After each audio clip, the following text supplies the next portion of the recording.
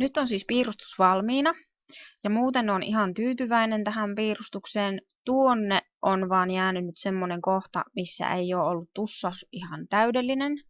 Eli jos mennään vähän lähempää katsomaan, niin huomataan, että siellä on tommonen jäänyt vähän niin kuin viiva kesken, eli pienestä raosta on nyt sitten värjääntynyt koko tämä alue samalla värillä. Mutta tämän voi onneksi vielä korjata. Eli zoomataanpas vähän kauemmas ja siirretään tuo tausta tuolta pois. Zoomataan takaisin lähelle. Ja otetaan täältä tämä muototyökalu. Klikataan tosta ja vedetään se kiinni nyt tuohon ulkokaareen. Ja tässä vaiheessa tämä näyttää nyt tosi kummalliselta, mutta seuraavaksi mennään tänne Arrange, Shaping ja Weld. Eli niin sanotusti nyt hitsattiin tämä kiinni tänne. Mutta tässähän se nyt ei näytä vielä niin kuin mitä olisi oikeastaan tapahtunut. Mutta kun otetaan tuo Pick Tool ja tartutaan tähän objektiin ja vedetään se tuosta pois, niin me nähdään, että nyt ne onkin kiinni.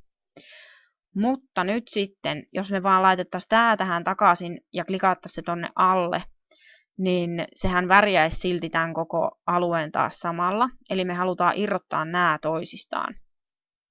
Ja se käy nyt siten, että kun tämä on valittuna, haetaan täältä pyyhekumi, Eraser Tool, ja pyyhkästään tuosta välistä ihan vaan pois. Ja taas on valittuna nämä, ja mennään tänne Arrange ja Break Curve Apart. Näin. Nyt sitten kun klikataan jossain muualla ja klikataan täällä, niin me huomataan, että meillä onkin kaksi erillistä osaa. Siirretään ne tänne.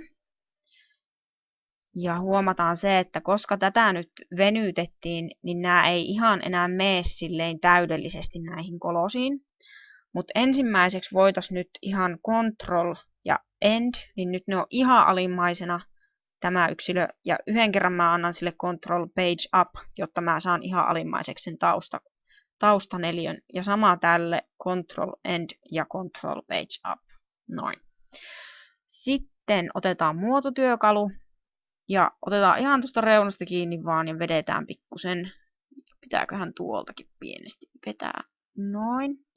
Ja tälle sama juttu. Vedetään tonnemmas ja sitten täältä. Näin. Jos se tekee tällaista ärsyttävää, että se lukkiutuu tosi nopeasti johonkin, niin zoomaat vaan lähemmäs ja sitten sä pystyt vähän tälleen hienosäätää enemmän sen kanssa. No niin, tuolla näkyy vielä vähän valkosta, eli ups, mennään sinne, otetaan kiinni ja noin. Nyt sitten mä haluaisin tähän kohti tätä sävyä, eli mä menen ottaa täältä tämmöisen pipetin, klikkaan tossa ja tuon sen tähän ja voilà, siinä värjääntyy hyvin.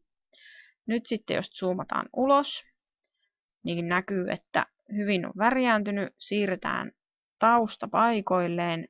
Ja kaikki näyttää vieläkin hyvältä. No niin. Sitten ei muuta kuin tallennus. Ja homma on sillä selvä.